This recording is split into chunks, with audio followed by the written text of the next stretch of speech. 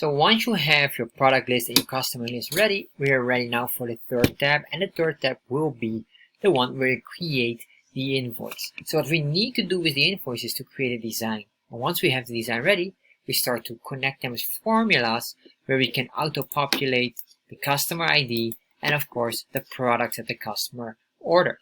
So let's start, and I'll just make a copy of our product list.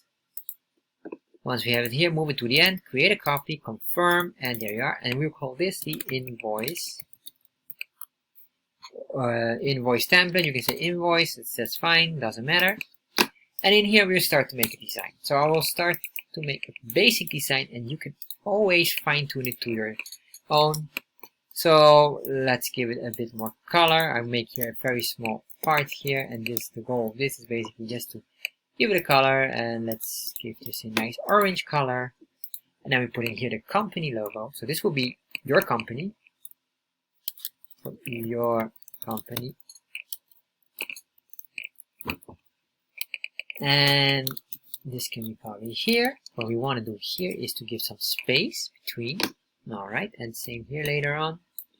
So we have this.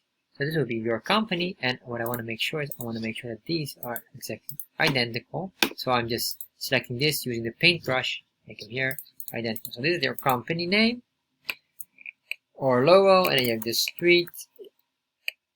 And here, if ever you need a street line tool, because if you maybe you have an extra, or you need more things, phone number and email.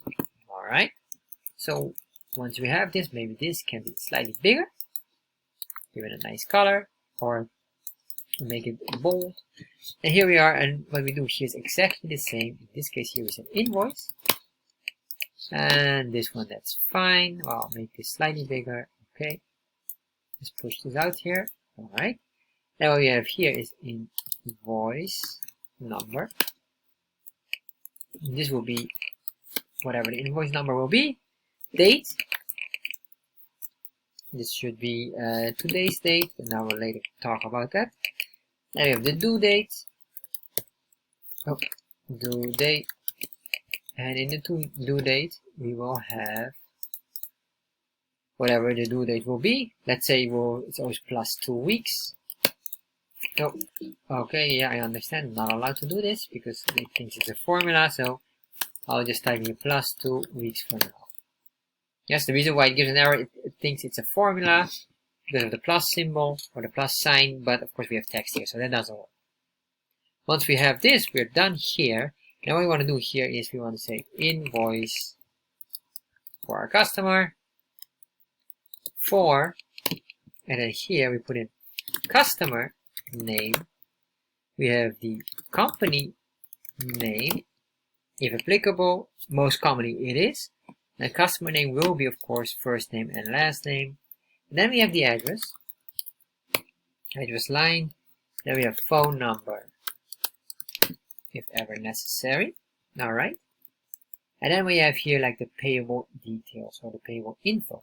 So it's a payable to whom will we or who will receive it. And here should be your company name and bank account number. Company name, bank account number. Alright, so we've got this, or anything else. So probably will be big here. I'll delete this and I'll extend this here, so that will start to look slightly better. Alright, so we have this. Once we've got this, we're going to now focus on the most important part, which is the formula, or at least the list with all the products as specified. So I'm going to make here, let me see what we did. I selected this. Am I correct? Did I select it correctly? I was expecting this to be up, not down. Alright, so here we are. We just select this here. There we are. So in here, we will have the list with the products that you can select. So we need to make sure this will be selected. This will later on be, or this will be fixed, of course, but this will be this, or this should be selected. And what I want to do here, let's insert a little bit of space here.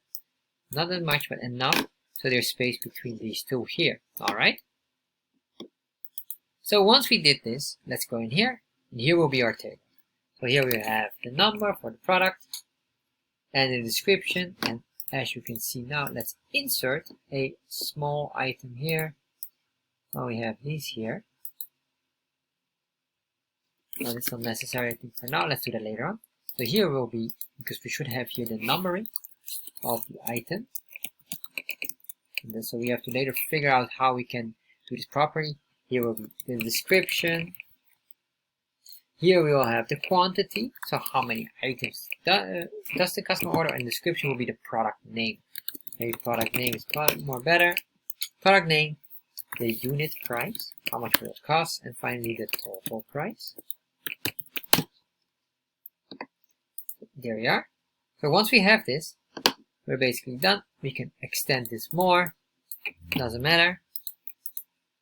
And we might make a nice line here, ensuring that everything is between these here. Once we have this, we're going to the next one. Here would be any notes or instructions. Notes, instructions necessary, most of the time not needed.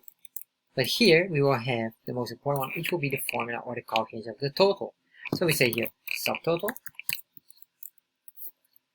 Any discounts or adjustments, and then the adjusted total. Then we have the tax rate, if ever you have any tax, which is of course, this will be a percentage, so let's say this will be 12%. Then what we have is the tax amount, so we need to have the exact amount of that. Tax amount, and finally we will put in here the total balance. So put that in here, or maybe just put it here up. It's not really necessary to put this separate, but what we do want to do is we want to make sure it is distinguished by using not a single line. We just put here a double line or a thick bottom line. We just put it here that way. We select this here. Where are you? Where are you? A thick bottom line only. There you are. So that will highlight it nicely. So we have this here. Let's start and work on all these formulas together.